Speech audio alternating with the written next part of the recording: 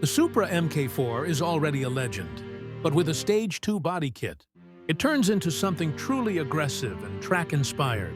From the very first glance, this build demands attention. The wide and low stance completely changes the car's personality, giving it a modern supercar vibe while still respecting the classic MK4 silhouette.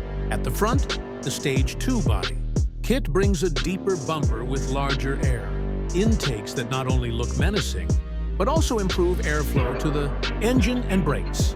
The sharp front splitter adds a race-ready touch and makes the car look planted to the road, even when standing still. The aggressive design instantly tells you this Supra means business.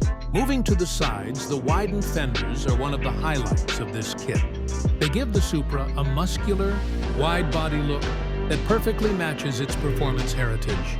The side skirts sit lower and longer, visually lowering the car and improving overall aerodynamics. With wider wheels and low-profile tires, the side profile looks absolutely brutal. At the rear, the Stage 2 body kit really completes the transformation. A redesigned rear bumper with bold diffusers enhances airflow and gives the car a more track-focused appearance.